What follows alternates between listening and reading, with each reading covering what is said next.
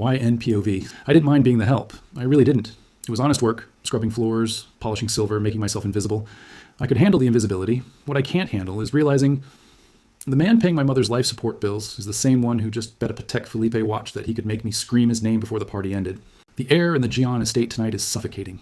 It's thick with the scent of lilies that cost more than my rent, and the even heavier stench of old money and new lies. It's a masquerade ball because apparently these people aren't fake enough in their daily lives. They need literal masks to hide the nothingness behind their eyes. I'm weaving through the crowd in my crisp black and white uniform, carrying a tray of champagne flutes that probably cost more than my entire education. God, my feet are actually bleeding inside these cheap loafers. If one more drunk Cheeble heir calls me sweetheart or tries to touch my waist, I'm going to smash a bottle over his head and get fired. Focus. YN. Focus on the hospital bills. Focus on Hana's tuition. Don't snap. I duck away from the chaos, heading toward the library to retrieve a tray of empty glasses. The heavy oak doors are slightly ajar, spilling a sliver of golden light into the hallway. I reach for the handle, but I freeze. Voices. Sharp. Entitled. Smug. She's untouchable, Jungkook. A voice laughs. It's Kim Taehyung, Jungkook's right-hand enabler and the devil on his shoulder. Oh, no. I've seen her shoot down every guy in the kitchen staff. The girl is made of ice. She doesn't feel anything. Ice melts, Taehyung, a deeper, smoother voice replies. The sound vibrates through the wood of the door and settles in the pit of my stomach. Jungkook. You're just not using enough heat. My hand tightens on the cold brass handle. I should leave. I should run. But my feet are nailed to the floor. Bullshit, Taehyung challenges, the clink of ice against glass echoing. I've seen the way you look at her when she pours your coffee. You're hungry, JK, but she looks at you like you're furniture. I bet my Patek Philippe you can't even get a kiss out of her by midnight. A beat of silence. My heart is hammering against my ribs so hard I think they might hear it. A watch? Jungkook scoffs, his tone dripping with boredom. That's petty cash. Fine, Taehyung pushes, his voice dropping lower, conspiratorial. The deed to the Seoul penthouse, the one overlooking the Han River, against the watch. You get her to scream your name, in pleasure, obviously, and the keys are yours. You fail, and I get the watch. He's betting a house, a literal house, on my dignity, on my body. I wait for Jungkook to refuse, to say I'm a human being, not a racehorse. Instead, I hear the distinct sound of a glass setting down on a coaster. Done. My blood turns to liquid nitrogen. The rage that floods my system is so hot it almost blinds me. I don't think. I kick the door open with my hip, my face a mask of professional icy indifference. I see them immediately. Jungkook is leaning against a mahogany desk, his tuxedo jacket discarded. His eyes, intelligent, predatory, and way too dark, snap to mine instantly. Crash! I tilt my tray. Deliberately, a single crystal flute slides off the edge and shatters inches from Jungkook's polished Italian leather shoes. Shards of glass explode across the Persian rug. Oops, I say, my voice dead flat. I stare right into Jungkook's eyes. My hand slipped. My apologies, young master. Taehyung chokes on his drink, looking between us.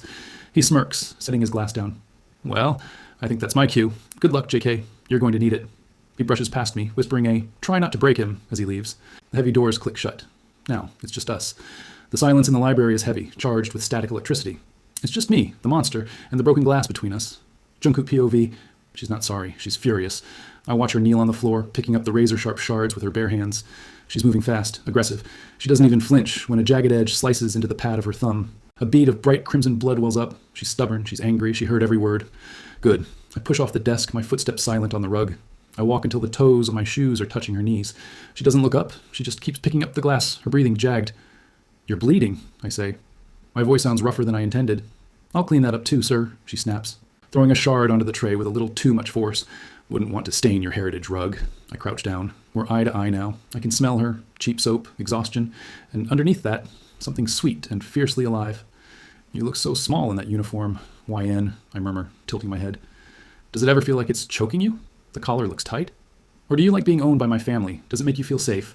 She snaps her head up. Her eyes are like flint striking steel, beautifully hateful. I'm paid to clean your floors, sir. Not your ego, she spits out. Move, sir. You're blocking my work. I chuckle. It's a dark sound, scraped from the back of my throat. Most girls would be stuttering. YN looks at me like I'm a cockroach on a wedding cake. The floors are clean, but your debt isn't, I say softly, watching the color drain from her face. I know exactly where to hit. My mother tells me the medical bills for the stroke recovery are piling up. That special ventilator isn't cheap, is it? Her hand freezes over a piece of glass. She looks at me, her lips parting in shock, then pressing into a thin line of hatred. Is there a point to this? She whispers, her voice trembling with suppressed rage. She stands up abruptly, clutching the tray. Because I have work to do. Unlike you, I don't have the luxury of playing games.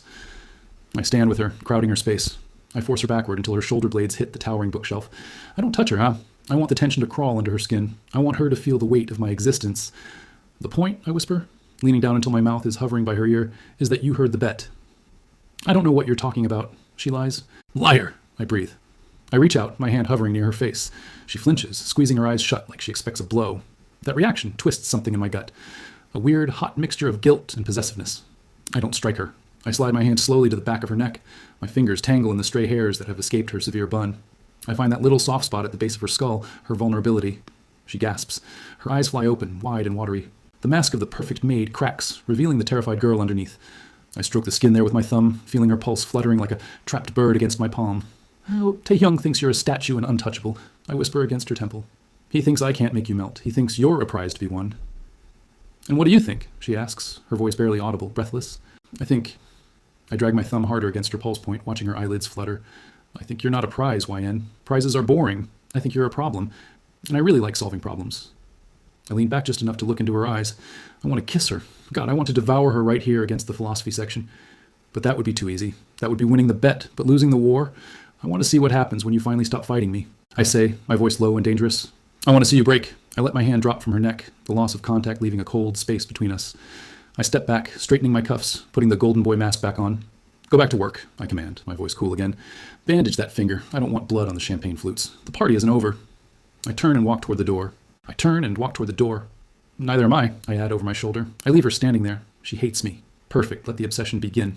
YNPOV. The rain is absolutely relentless, slamming against the glass of the John Tower like it's trying to break in.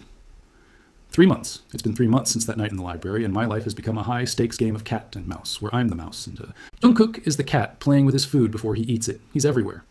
He removed me from the general housekeeping staff and assigned me to his private penthouse for administrative assistance.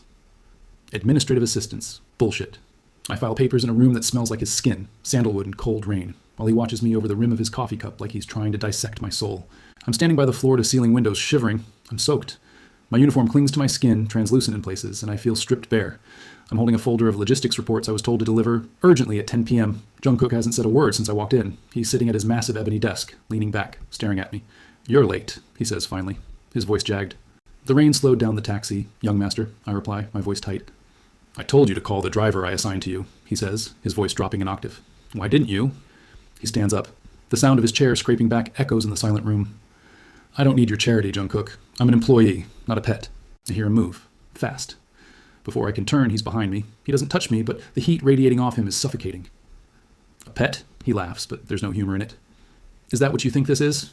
You think I've spent the last 90 days tracking your sister's school grades and making sure your mother has the best specialist in Asia because I want a pet? My blood freezes. The folder slips from my numb fingers, papers scattering across the floor like dead leaves. You? I step back, hitting the cold glass of the window. You know about Hana's exams? You flew in the doctors?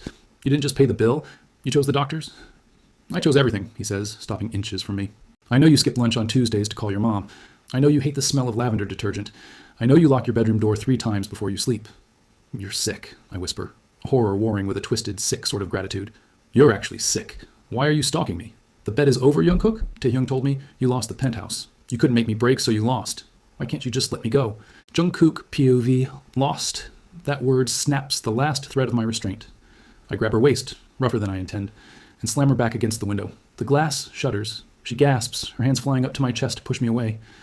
You think I give a damn about a penthouse? I growl, my face so close to hers our noses brush. I have 10 penthouses, YN. I can buy this whole damn city, but I can't buy you. Get off me, she yells, hitting my chest. You're hurting me. I'm hurting myself, I roar back, pinning her wrists above her head against the cold glass. Her struggles cease instantly at the volume of my voice. You're the only thing in this miserable fake world that doesn't bow when I walk by. Everyone else sees a checkbook. You look at me and see a monster. Because you act like one, she screams, tears finally spilling over. You manipulate everyone. You think you own people. I don't want to own people. I drop my forehead against hers, my breathing ragged. I want to be owned, YN, by you. I'm losing my mind. I can't sleep because I'm wondering if you're cold. I can't work because all I can smell is you. I'm obsessed. Is that what you want to hear? The great John Jungkook is on his knees in his head every single night, begging for a crumb of your attention. The silence that follows is heavy, filled only with the sound of the storm and our harsh, synchronized breathing. I'm shaking. I can feel the tremors in my hands where they hold her wrists. I've never said these things out loud. I've handed her the knife to gut me. Her gaze softens. The fear evaporates, replaced by something darker, something aware. Her hands stop fighting my grip. I loosen my hold, and instead of pushing me away, her fingers curl into the silk of my shirt, pulling me closer. You're pathetic, she whispers. But there's no venom in it. It's breathless. I know, I groan, burying my face in the crook of her neck, inhaling the damp scent of her skin. I'm ruined, so fix me, or destroy me. I don't care which, as long as you touch me while you do it. YNPOV. His confession is raw, disgusting, and the most beautiful thing I've ever heard. He's trembling against me. This titan of industry, this golden boy, is shaking because I'm letting him stand close to me. My heart is hammering a violent rhythm against my ribs. I should hate him. I do hate him for the manipulation. But God, my body is betraying me. The heat radiating off him is intoxicating. I reach up, my hand trembling, and I find it. That small spot behind his ear I found in the library. The second my fingers graze that sensitive skin, I feel him melt. The tension in his shoulders collapses. He lets out a low, guttural groan that vibrates through my chest and pools low in my stomach. You think you're the hunter? I whisper, my voice dropping to a sultry haze. I pull his head down until our lips are a hair's breadth apart. But look at you. You're starving. Yes, he gasps, his eyes squeezed shut, leaning into my touch like a touch-starved animal. I am. I'm starving for you. Please, YN, just let me. Then eat, I challenge. I bridge the gap.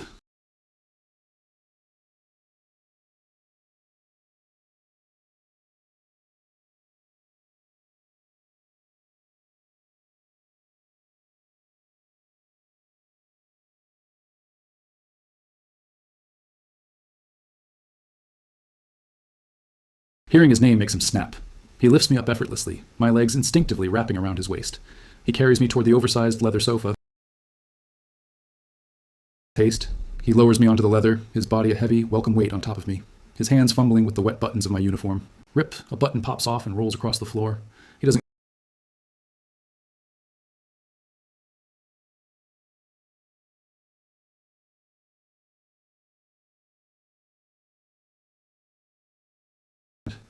I've wanted to do this since the second I saw you break that glass. You have no idea how many times I've hallucinated this. Show me, I demand.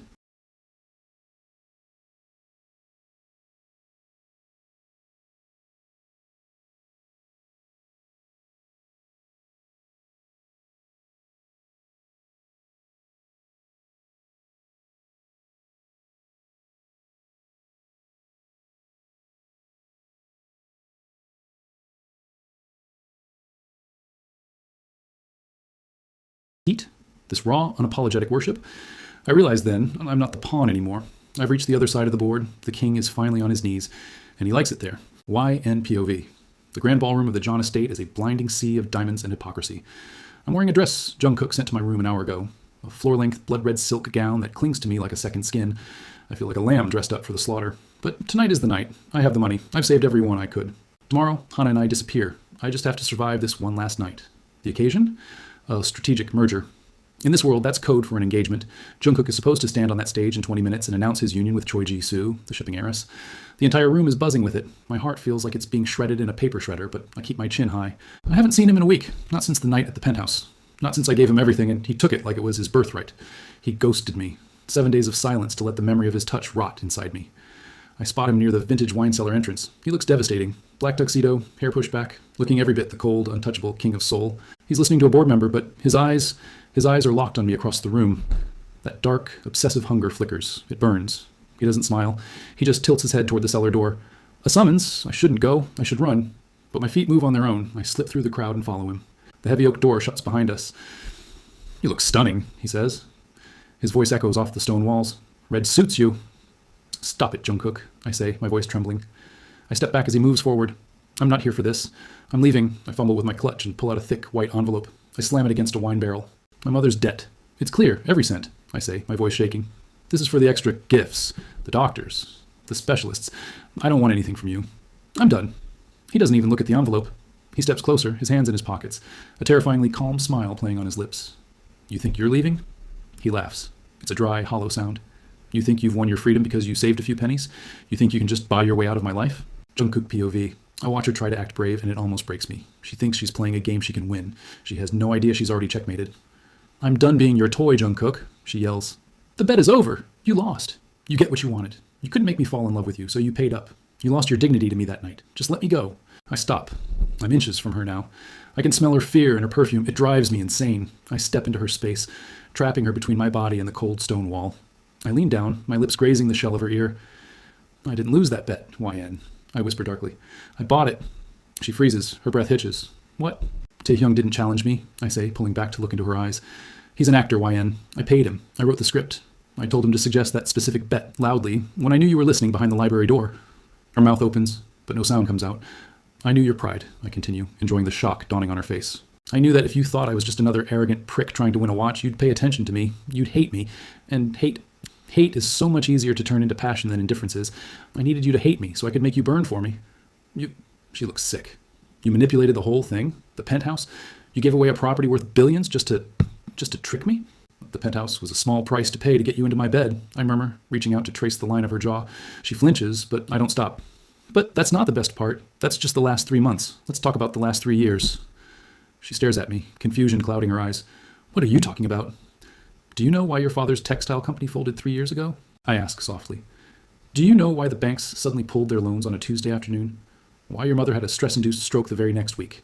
She pales, her skin turning the color of ash. It was the market. The economy crashed. It was me. I cut her off, my voice void of regret. The look of pure betrayal on her face is a masterpiece. I saw you at a university gala when you were 18. You laughed at a joke I made. You didn't know who I was. I decided then. I shrug, as if discussing the weather. But you had a happy family. You had money. You didn't need me. So, I took it away. You're lying, she whispers, tears spilling over. I bought the debt, OIN. I ordered the banks to recall the loans. I crushed your father's legacy into dust so you would have nowhere to run. I lean in closer, my eyes locking with hers. I've been curating your life for 3 years. Every bad luck moment, me. Every rejected job application, me. I cleared the path, so the only door open to you was the service entrance of my house. I didn't just win a bet. I won you years ago. I was just waiting for you to realize it. YN, POV. The floor drops out from under me. I feel physically ill. The man I let touch me. The man I cried over. He is the architect of my ruin. He didn't save me from the fire. He is the fire. He burned my life down just so he could be the one to pull me from the ashes. You're a monster, I choke out. The rage is blinding. My hand flies up and I slap him. Hard. His head snaps to the side. A red mark blooms on his cheek instantly. He doesn't look angry. He slowly turns back to me, his eyes gleaming with a terrifying devotion. He catches my wrist in a grip like iron. I told you I was, he says. He reaches into his tuxedo pocket. He pulls out 2 things, a black velvet box and a blue passport. He flips the passport open in front of my face. It's my photo. But the name next to it reads, John Y.N. What did you do? I gasp, trying to pull my hand away. My mother is upstairs right now, about to announce my engagement to Jisoo, he says calmly. But there's a private jet fueled up at Incheon. The engines are running. We can go to Italy, the States, a private island, anywhere you want. I'll never go with you, I spit at him. I'd rather die. Jungkook leans down, pressing his forehead against mine violently. The tenderness is gone. This is war.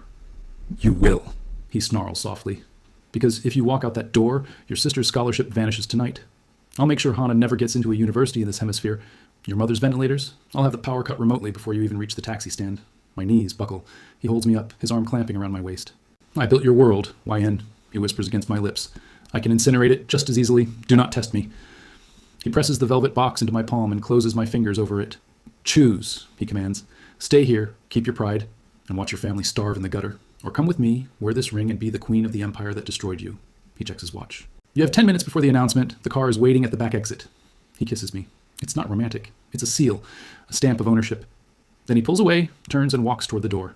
He stops with his hand on the brass handle. He doesn't look back. I'm not a gambler, YN. I never was. I only play games I've already won. He opens the door and walks out, leaving it slightly ajar. The music drifts back in, a cheerful waltz that sounds like a funeral march. I look down at the ring in my hand. I snap the box open. A diamond the size of a teardrop glitters up at me. It's beautiful. It's terrifying. It's a shackle. He's insane. He's a psychopath. He ruined my life.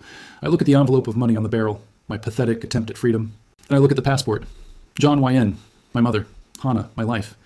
He broke my wings, so I'd have to let him carry me. I wipe the tears from my face. I take a deep breath, smoothing the red silk of my dress. I don't turn toward the ballroom.